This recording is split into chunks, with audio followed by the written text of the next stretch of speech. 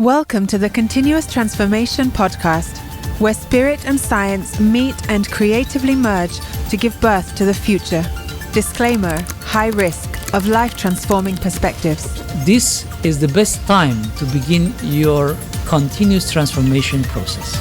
Your host is Advaitananda, a visionary, influencer, and scientist with a quantum physics background and more than 30 years' experience of yoga, tantra, and meditation practice and teaching. Episode 8: The Forgotten Roles of Science and Spirituality. Science is strong when it is proving its point, not when we believe in it, but when we question it. In this episode, Advaitananda scrutinizes the signs of degradation in science, which, in the absence of spirituality, easily becomes the ruin of the soul. We don't need to believe in science. On the contrary, in order to keep it healthy as a ruling system, we need to question it. When we started to pay attention so much to the exterior and forget about ourselves, we started therefore to be convinced that pure objectivity exists. Practically, the observer remained outside of the phenomena. I would say that true scientists today need to step forward and not let politicians dictate their results. When we will approach our spiritual search with a scientific, systematic approach, and when we will approach science with the enthusiasm and with the intuition and freedom of spirituality, then the two sides of us will be united and integrated. Hello, I'm Advaitananda, and this is the Continuous Transformation Podcast. I will speak today about a topic that is very close to my heart. I will speak about science and how science today tends to become a new religion. I know this approach will tend to upset some of you and will tend to reveal a lot of the mistakes that we see today in the world.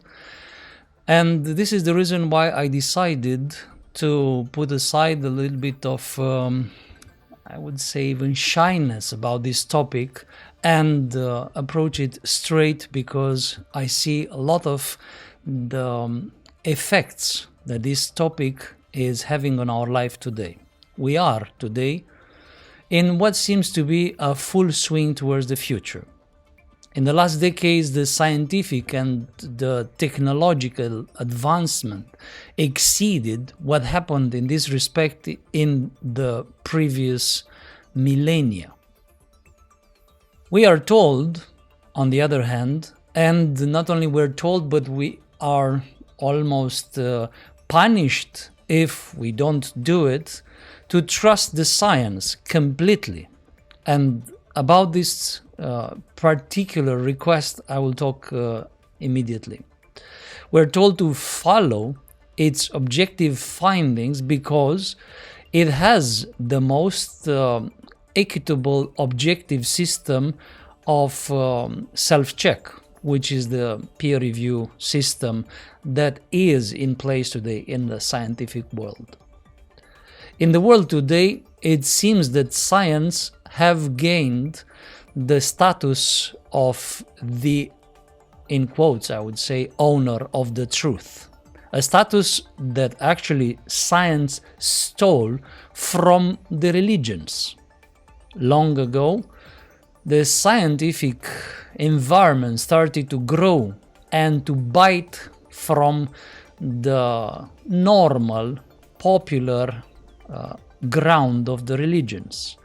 And it gained this ground and it took over gradually, and I want to speak about this in a moment. But today science is posing as the owner of the truth. And that itself, in my opinion, is already a very serious reason of being worried about what happens today with this scientific establishment. Science came with results, no doubt about it. It came with explanations, And it came with this wonderful feeling of inclusion. It seems that science, at least originally, didn't care about the color of the skin of the researcher, didn't care about who you are, where you come from. In science, everybody was welcomed as long as you come with results, as long as you bring a new theory that can be validated by results. And that was all, and that was a wonderful feeling. Scientific data is the same, irrespective to the social status of the researcher, irrespective to his or her skin color, to gender, or even political views of the one who did the research. For centuries, the religious establishment tried to fight this, but obviously without much success, because science came with these results and came with this amazing inclusive feeling. Science brought to a tangible level this universality of life itself. The laws that are revealed by science apply to everyone without political differences or any artificial criteria of segregation. So that was another amazing gift from science. It made tangible the universality. In front of science, we are all equal. And that was amazing. It was a tangible equality. At least it was like that until recently. Science made possible for everyone to be acknowledged for their value and not for their heritage. In science, in fact, we had the first time meritocracy. In science, we saw the meritocracy implemented for the first time, and that was good. That was extremely valuable for the human beings. Science made possible to bring visible and measurable progress in all domains of our life, therefore giving the comfort of limiting the spontaneous anxiety that we feel in front of the unknown. Science was giving something we can hold on. Science was conquering with measurable progress the unknown. And that was, again, very comforting for at least good part of us. For these reasons, and I would say countless more, science became the central part of our modern world. It became the creator of our belief systems today, and inevitably, I would say, the ruler of our lives. And for a while, this was very good. We were happy, and as you know, happy customers give their support to the provider of what makes them happy. So for this reason, power was given to science. But as we know, power corrupts, and so did science in the recent years. And this is the reason why I also wanted to address this openly, having a scientific background myself, having seen from inside this tendency for corruption that was especially appearing because we were giving too much power to science. For a while, science was remaining somehow at the periphery of the human society. And then it started to grow into its core. It reigned unchallenged as the ultimate system, especially in the last century.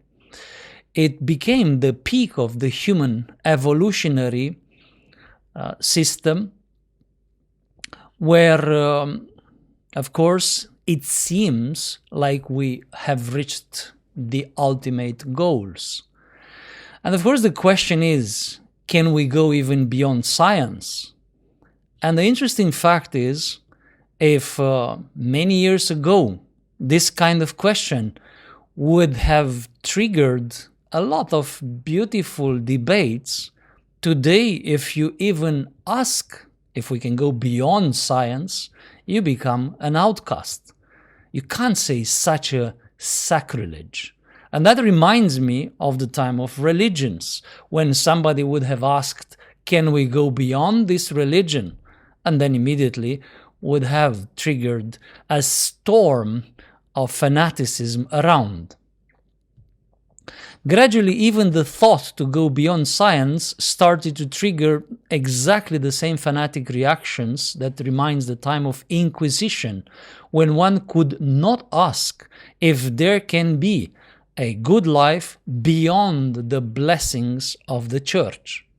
Today, it's out of question that we can have a wonderful life beyond the, in quotes, blessings of the science. And of course, that is in itself very strange. I personally grew up in a family of scientists, and I was for a while part of the scientific establishment. What I am going to speak in here is based on observations and correlations, based on facts, and of course, it's not the ultimate truth. It's just an opinion. Since science is our ruling system today, it is just natural to make sure that it works properly. And for this, we need to keep a critical eye on it, on the science. We don't need to believe in science. On the contrary, in order to keep it healthy as a ruling system, we need to question it. But what happened in the last years is exactly the opposite. Today you can't question science. Today you just have to believe what science says, and that is in itself a contradiction, because true science never asked us for believing it. On the contrary, true science always asked for scrutiny, for challenging, because it is from this challenging that the scientific truth is perfected. Of course, we've seen where this kind of unchallenged truth was leading, because that is what happened with the religions when they give room to science. This kind of healthy attitude was animating a group of scientists that generated a scandal a few years ago. I'll give you some context, and of course, beyond the whole context is the very idea of healthy questioning the results and the system that science is using today to check its own results. Today's laws are fashioned very often based on some proven scientific facts. It is almost like a moral obligation for the society and especially for the politicians to shape the laws according to certain proven scientific theories or facts. For a study to become a scientific truth, and considering the position of science today in the world, to become an absolute truth for most of the people. So for a theory to become such a truth, some conditions are needed. Considering what happens with it after the result of such a study becomes a scientific fact or a truth, the impact it has in our life today, it becomes laws, it becomes the frame of our life today. These steps have to be extremely well balanced. So not everything can become easily a scientific truth, or so we would believe, considering the impact of a theory or an assumption. If it becomes a scientific truth upon the life of everyone on the planet, of course, one would be very interested to know that the scientific scrutiny, how these suppositions, hypotheses, theories become the truth, is very well, let's say it's a mechanism that is working very well. Any error, therefore, could allow aberrations to become scientific truths, and then they will become laws shaping our life. Unfortunately, I have to say that today we can find quite many so-called scientific truths that are becoming scientific truths out of thin air, out of suppositions that were never seriously studied or proven. But of course, this was the hypothesis of these scientists who tried a few years ago to check the system. Of course, that kind of attitude is the attitude of a true scientist. Of course, this kind of attitude that we see today, it's very much like you were able to change, to take an example from the other side, to change the prayer, Our Father, and to say, and give us our daily rice, instead of give us our daily bread, because bread is not so healthy anymore, you would say. And then, of course, your cousin is the author of the study that have a huge part also in the rice market. So, of course, one need to make sure that such phenomena doesn't happen in science. And we were sure that doesn't happen. A study, therefore, becomes a scientific fact and a truth after it undergoes a peer review process. The most transparent and open system, they say. Nothing erroneous can pass this system because it's an open system. You publish, you show your theory to a lot of professors, to a lot of teams of researchers in your domain, and they will check it by themselves and validate or invalidate your theory. Of course, nothing can therefore pass this system without being spotted by the vigilant eyes of the scientists themselves. It was conceived in that way. Then the study is published for further debates, and after that it becomes the truth. The truth that is then influencing, as I mentioned before, the laws. It influences our life directly. Suspecting some flaws in this system, which I personally have encountered when working in the scientific environment, a system that was supposed to be infallible, 3 scientists by their name James Lindsay, Helen Pluckrose, and Peter Boghossian, they wrote 20 fake papers using scientific jargon to argue ridiculous hypotheses. They placed these papers in the highest profile journals in the world where the holy scientific truth is forged out of raw data. So practically, they aimed the highest. The 3 scholars suspected for a while that these important institutions of the scientific truth, were not anymore impartial and objective as they should be, considering the impact of their work on our life. And they decided, therefore, to test it in this way.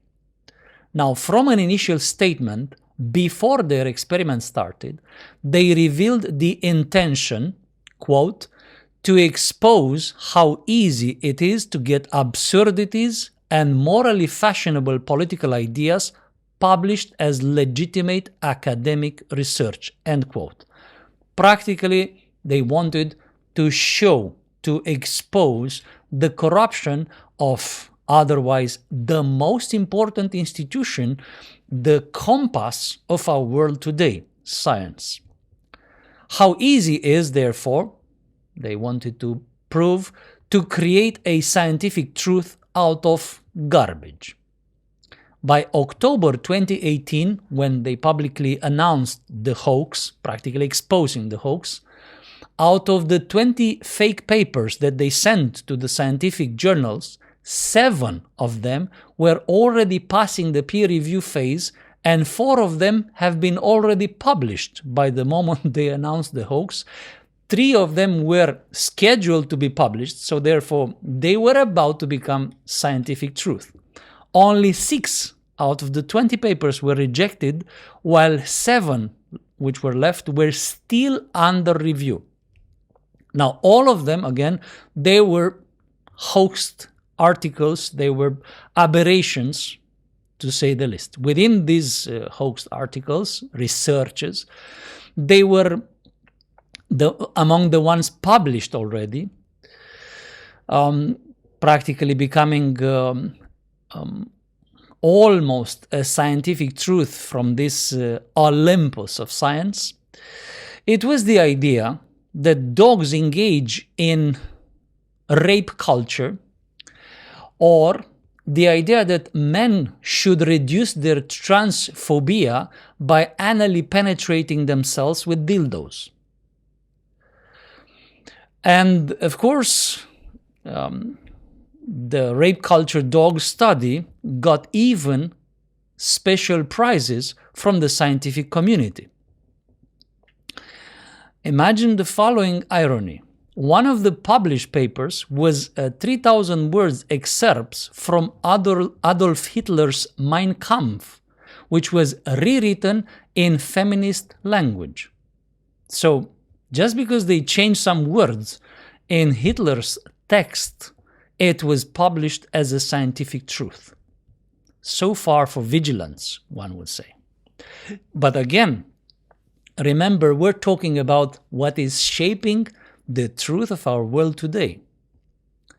Considering that this is the source of social, moral, this is the source of technological reference of our modern society, this is the compass and the map of our life today, such a blow in the core of its credibility, one would expect should have triggered a wave of talks and debates, because that is the pride of the scientific community. That is what they claim that they can do. One would have expected some measures to be taken after this. Instead of this, the case was treated just like any other political scandal, which is rationalization of the causes. Lots of explanation came, none of them explaining how was it possible for these fake studies to be published and passing through the desk of great names in science. I wouldn't call them scientists, but names in science. And not only rationalization of causes, attacks on the authors of this otherwise, I would say, useful prank, healthy prank for science. So this is what they did. They rationalized the causes and attacked the authors. This is a typical political reaction. If science was an impartial beacon of truth of our society today, it would be immediately a scrutiny on the causes. The very institution of validation of the truth would have been scrutinized. But on the contrary, the reaction was typical for politics. And of course, my question is, could it be that the status of science gradually changed and science is not anymore what it used to be? Did they just borrow from their rightful masters, the politicians, the easy way to deal with any challenges? Because the politicians got us used already by years and years of disclosures, revelations, just rationalizing it and attack the other side. It is very strange to see that the scientific environment is reacting in a political way while they are supposed to be totally impartial. When we find out that the compass that we're using in our journey is broken and it shows all kinds of directions according to all kinds of influences, what we do normally is to stop and fix the compass. We don't keep going explaining where we go, because obviously, no matter how our explanations are, we're still going wrong, in the wrong direction. In fact, in my opinion, even if just one of these 20 false studies have passed through the otherwise cowardly folks, as they want to be, of the scientific discernment, the situation would be very bad. And of course, I'm sure that the today's establishment that is guiding science would have called what I name as a joke the scientific honorary member of the community, which is chance or accident. So if one study would have published, they would have called this honorary member. They would say it was chance, it was the accident. But when so many studies have passed the questionable, otherwise vigilance of the guardians of the scientific truth, it becomes clear to us that we're facing a system flaw. And considering again the importance of this system, of course, that is an alarm for each of us.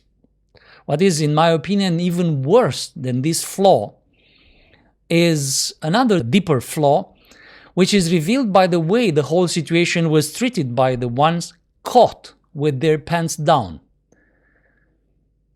Instead of correcting the problem, they call immediately their political masters and, of course, the mainstream media, which I consider to be mainly slaving media, to cover up the story. And all these while attacking the authors of this good prank. This attitude of covering an obvious flaw by attacking the one who discovered the flaw is the mark, and I dare to say this with firmness, is the mark of the political establishment. And as we know, as the people used to say, as the master, so the servant. So it's obvious for anyone who step back a little bit and look at this situation that what we see here is a clear manifestation of this situation. As the master, so the servant. As the master, the politicians, so the servant. The scientists who now are just serving their masters with no discernment. They lost the discernment on the way of power, and therefore they are marked by the same kind of attitude, an attitude that is deeply corrupted. Covering your own flaws by attacking the one who discovered the flaw is extraordinarily bad, even for politicians. But when it comes to the ones which are forging the guidelines of our world today, that becomes even worse. Of course, it is said that politics without consciousness is often just a usual day in office. However, science without consciousness is the ruin of the soul, as our good old Renaissance writer François Rabelais was telling us through the mouth of Gargantua. Could this situation be just an isolated incident, or there are more like it? Here is another one that reveals deeper flaws in the moral fabric of our, in quotes, guiding system, which is science today. James D. Watson, geneticist and biophysicist, professor in Harvard until 1976, Watson led the project that for the first time mapped the human genome. In other words, Watson was at the origin of one of the most advanced forms of scientific research today. He and Francis Crick discovered the double helix structure of the DNA in 1953. And for this, in 1962, Watson, Crick, and Maurice Wilkins shared the Nobel Prize for Medicine for this epochal discovery. But all these were totally forgotten just because Watson dared to suggest that based on his long experience with genetics, please mark, long experience with genetics, there might be some racial differences. He didn't make more than just a suggestion, a statement. In the most pure medieval spirit, in 2007, Watson was forced to apologize without any counter-arguments being offered by the scientific community. He was just asked to deny, in the most pure medieval style, as Galileo Galilei was asked by the Inquisition to apologize for his theories. In the same way, Watson, the one who discovered the DNA, the one who contributed so importantly to the scientific advancement, he was asked to just deny any research in the direction of racial differences without any explanation. Now, please realize the scientific community was never doing that, was exactly mocking religion for doing that. Science was proud to say, we would never ask any scientist to deny his research. We will just offer counter-arguments. In the case of Watson, and we're talking 2007, 21st century, no explanation was given. He was threatened that if he doesn't apologize, he will be stripped of all academic titles. Now, Watson, an old school in science, continued to insist on demanding scientific methods to argue in other places. Like, for instance, he wanted to see the studies regarding the gay's genetic predisposition, and other, in quotes, blasphemies that he dared to put out publicly. He was challenging the scientific community to publish all these solid evidences for certain statements that started to arise from the scientific community in the same way as these works previously were published in the prank that I mentioned. Now, of course, Watson was immediately ostracized and relentlessly attacked by the main-slaved media, and also by the scientific community, whose only argument was, quote, "this is unacceptable," end quote. That was what they could produce. I'm talking scientific community, because with the journalistic community, perhaps is not a surprise.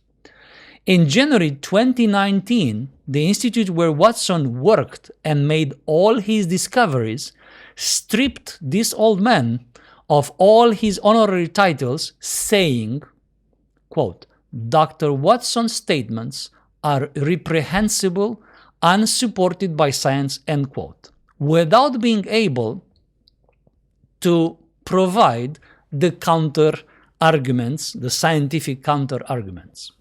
When Watson publicly asked for the supported science that contradicted him, a practice which is normal in a normal scientific community, the institution's leadership turned against Watson, calling his attitude, quote, "unworthy for a member of the scientific community," end quote.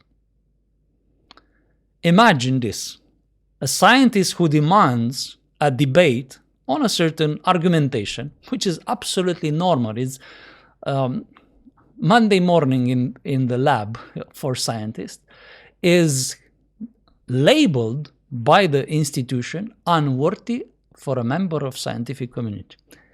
And of course, this case is one of many again. Today, thousands of scientists that dare to question the man-made global warming theory are ridiculed in the same medieval style, even though there are at least 5 theories as valid about the climate changes on the planet, not all of them even pointing towards a warming.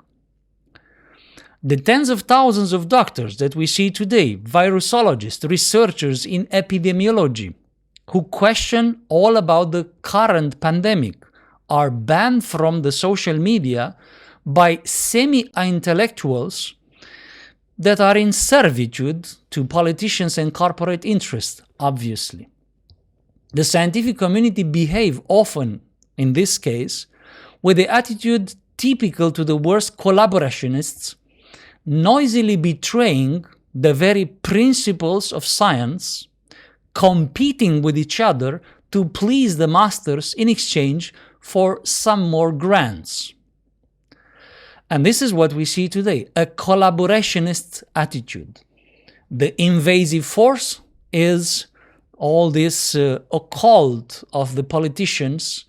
And then, interestingly, there are some people who collaborate and betray their principles in science. It is not a coincidence that politicians, famous in a way for their need to be sure that they win, the politicians are shouting today, quote, "Listen to science," end quote. And imagine, even this is absolutely insane, because politicians, they want to make sure that they win. When you say listen to science, practically you say listen to something that might change tomorrow. Which politician is doing that today? And in reality, they do that not because they suddenly became very good citizens. Most of them proved, at least in the last few years, that they are very long way from that status. But they shout today, listen to science, because science is not anymore science. If it was the real science they refer to, they would not be that enthusiastic to promote the belief in science, because science is as unpredictable and as unpredictable as its object of study, which is reality itself. And we know that politicians hate surprises, so therefore they wouldn't promote a belief in science. It seems therefore they do not refer to the science that we know, all of us, that we grew up with. When they want to make sure that science support their interests, they are not referring to science. And when they say listen to science, they say believe in science.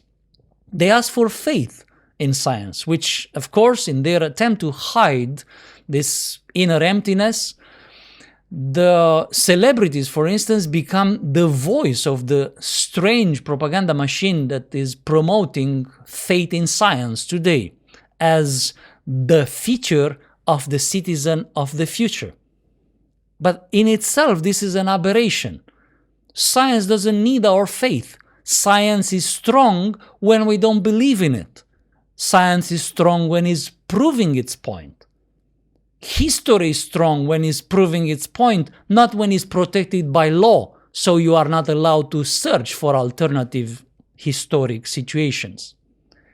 So, in this respect, promoting faith in science as the feature of a citizen of the future, this is showing what kind of deformed, aberrant future these people have in mind. This fact, even if obvious when we put it like this, is going, and this is what worries me, goes unsanctioned as just another little curiosity of an already troubled 21st century. However, this is totally wrong, because if science have been replaced with a belief system without us noticing, without our approval actually, if science is not anymore science, but it became a new religion, then we are in for a very dystopian future, as in our worst movies in the 20th century. What we see today, arrogantly posing as science, is in fact, in my opinion, a severe deviation from science. A kind of morphing into something more dangerous and ugly than the Inquisition has ever been. Because at least Inquisition was honest in its tyranny. But now science is using all the methods, all the knowledge about human being to sneak in, to manipulate us to believe into something that was never meant to be subject of our belief, but to be subject of our scrutiny. What goes undetected in the very dim light of awareness and feeble critical thinking that exists in today's society, and by the way, critical thinking is discouraged today massively, what we see today is the birth of a monster, I dare to say a beast at almost biblical proportions, that will make the terrible crimes against humanity from the 20th century look like mere innocent exaggerations. The signs are all here, and normally the majority of people would see what's going on, but this time the majority is already asleep, dreaming of a utopian society that combine the vain promises of fascism and communism together with transhumanism. And that is what is sold today as the future, a future in which censorship is rebranded as the common interest of everyone, a future where science is no more than a religious, fascistic, communistic system. Normally, these signs will alert the scientists. And we've seen today a lot of scientists risking their career, a very good career, taking position against this gradual replacement with semi-intellectuals, with people with very little education but a lot of drive for power, such as we see today in the world of medicine, where people with obvious problems with competency are expressing themselves so nonchalant, contradicting what they said last month and contradicting what they said 2 months ago, and all it goes unsanctioned by a media which is serving the same political masters. And of course, that is the problem that we need to address today, that science lost its freedom and its wonderful impartiality. Science became a tool of racism. It became a tool of mass manipulation and social engineering. Of course, the repeated and clear warnings of the real and honest scientists fell into the hands of these, what I call collaborationists, people who are betraying their caste or their profession in order to serve the forces of occupation, the forces that are occupying gradually our entire society, generating aberrations like the cancel culture and woke wave, which is nothing else but what we have seen when fascism came to power, communism came to power, and that is just from the last century only. One of the most striking signs of this, what I call profound degeneration of science, is the loss of its spirit and the denial of its characteristics. And that made science the new favorite toy in the hands of the occult circles that work to maintain their power by taking it away from the majority in order to help us, as they say. Which, of course, is a paradox in itself, because you see, today they are asking us to believe in the same group of people, even in the same circles of power that were ruining the world as it is today. And what they are asking us today is to create a great reset, which of course is quite aberrant, because once you have been creating the system, first you need to see what is the flaw, what is the problem, and then you reset it.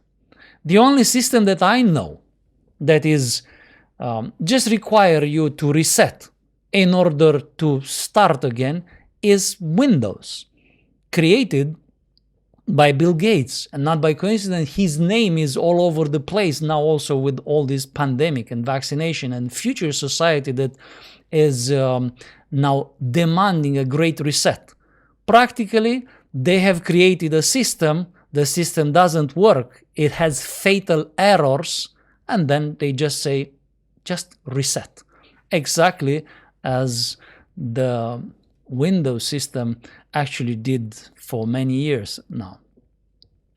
Of course, we should not forget that science took over this position previously occupied by religion, and it is vigorously proving itself against the old religious dogmas.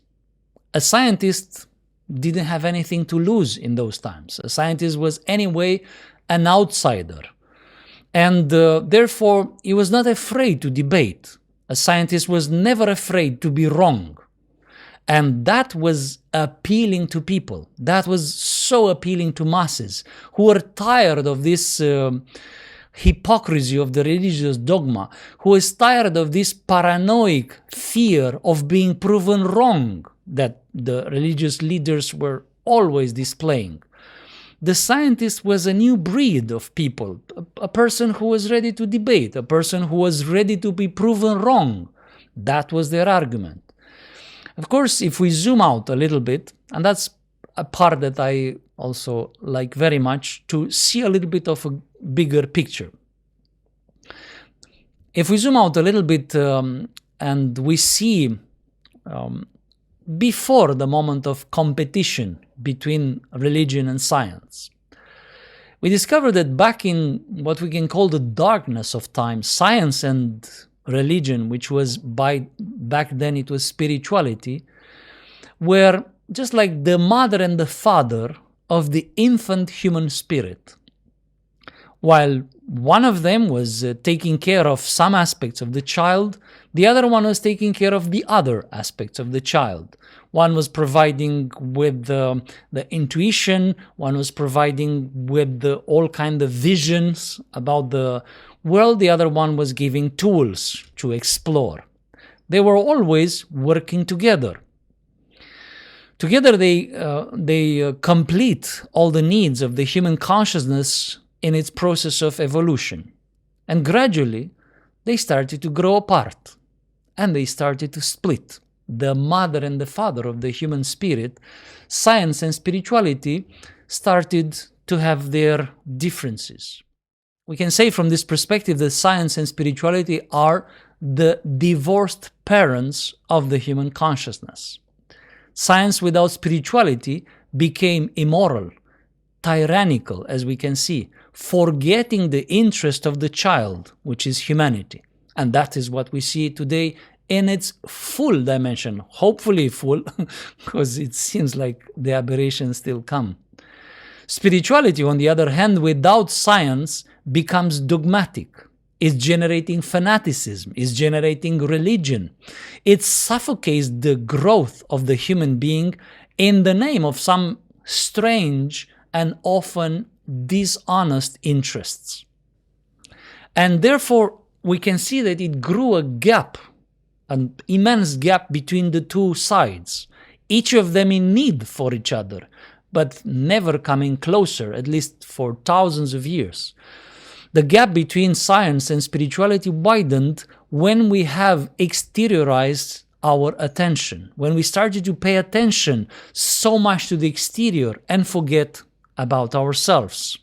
We started, therefore, to be convinced that pure objectivity exists. Practically, the observer remained outside of the phenomena. And even if the phenomena starts to evolve in various ways according to our perspective, we were convinced this is an objective reality.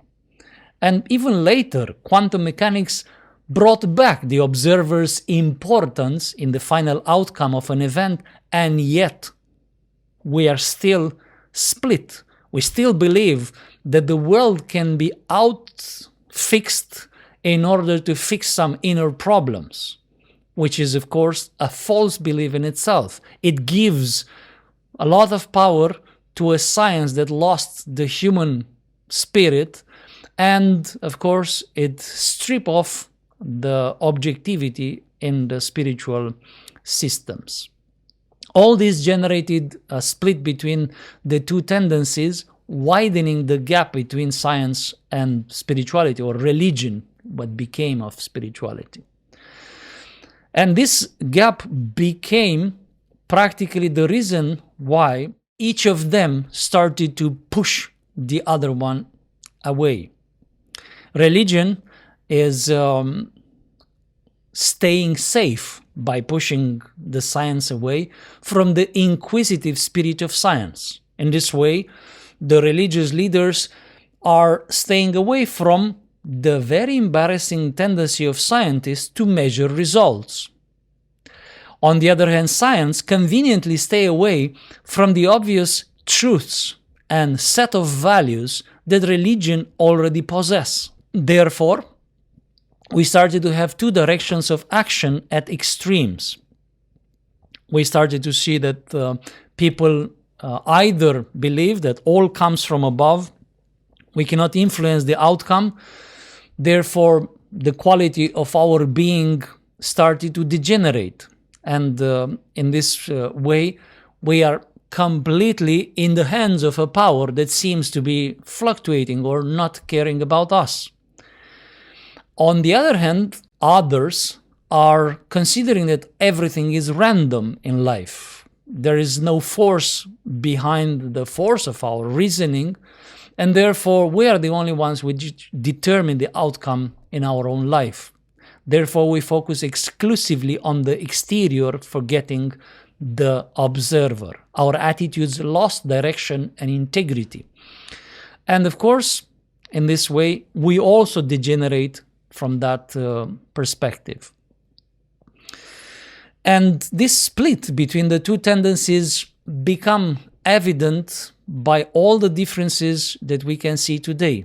The spiritualists or the religious people become poor and unadapted to the rest of the society. They become isolated enclaves.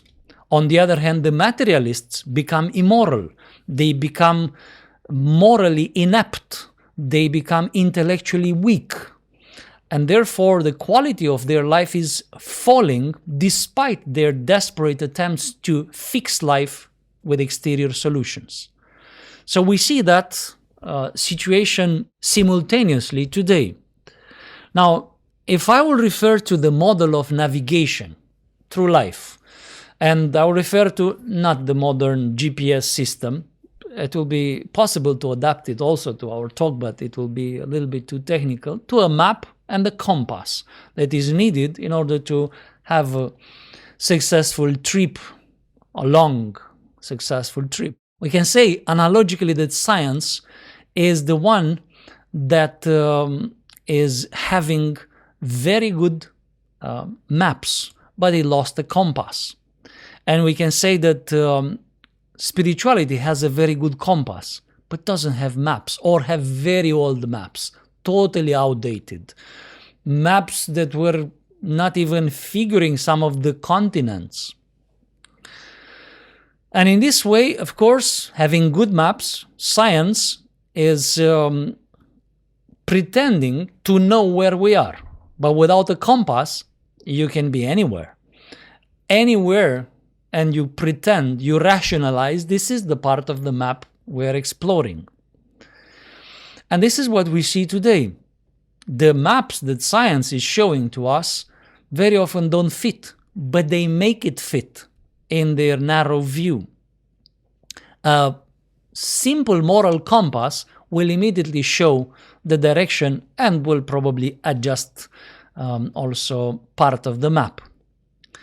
Now, of course, in this way, we see that in science, due to the lack of compass, the phenomenon of dogmatism is growing. Censorship appears in science, something that never have been seen before in science. Lack of rigorness in science. The peer-reviewed studies are not checked, as this experiment that I mentioned before. There are all kinds of aberrations, such as Musk's work, that are told to the whole world as a scientific truth, which was never proven, and many others that I will not refer here. On the other hand, spirituality, who have outdated maps is never using its compass. The compass got rusty. It's degenerating. Therefore, because the maps are old and because they never explore these maps anymore, there is no immediate feedback. People can claim that they have reached to very high states of enlightenment because nothing is measurable. They never even think in terms of measuring anything because that is science. They don't do such things. And because of that, spirituality started to lose completely its potency. So that is, of course, the problem that I want to point out. I also have seen in myself a solution, a bridge between these two tendencies. And if you had the patience to listen until here is what I see as the bridge, reversing the position between science and spirituality will make them build together the bridge between the two sides. Spirituality is meant to lead. Decisions are made according to different spiritual moral values, different spiritual higher perspectives. Therefore, decisions are not made according to some reasonings. On the other hand, science is meant to serve, is meant to organize, to provide. Science is never meant to lead, is not meant to take decisions, but is meant to provide with different information. And if you change places between the two, if you put spirituality in the decision-making process and you put science in the serving department, then they will build a natural connection between each other and they will work as the two wings of a butterfly. Of course, this kind of unification can happen inside of us when we will approach our spiritual seek, our spiritual search with a scientific, systematic approach. And when we will approach science with the enthusiasm and with the intuition and freedom of spirituality, then the two sides of us will be united and integrated. If we let them apart, then we will be split between the two tendencies. We will be stretched and broken between the two extremely wide apart shores of the reality today. Therefore, I would say that true scientists today need to step forward and not let politicians dictate their results. True scientists need to come back to the courage to admit that a certain result can be wrong and not to impose it as an absolute truth. On the other hand, true spiritual practitioners need to stand up and not allow those who do not know, because they didn't practice, to talk in their name. The true spiritual practitioners need to dare to validate their results in a systematic way, and in this way to show to everyone else in a vertical way some of these principles that are universal, even if some of them will not be fashionable or popular. And that kind of standing up from both sides, in my opinion, will help a lot to fill this gap, to bridge this extraordinary big gap and stop this degeneration of our world today. This is what I wanted to share with you about this topic, how the science is becoming the new religion today. I hope you have something to consider after this, and I'm sure there are lots of other perspectives. Please don't hesitate to write your opinion, to share your thoughts, and also remember that being alive is a continuous transformation. Thank you. Thank you for listening to the Continuous Transformation podcast. For more episodes, articles, and events, visit advaitananda.com.